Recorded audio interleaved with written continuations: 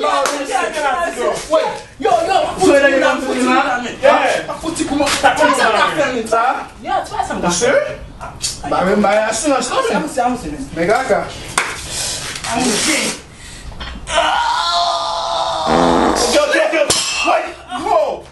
mon compère, ça fait mon ça là. Ok, mais. Mais c'est pété.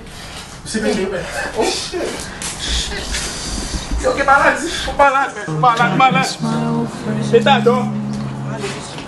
I've come to talk with you again, because a vision softly creeping left its seeds while I was sleeping, and the vision that was planted in my brain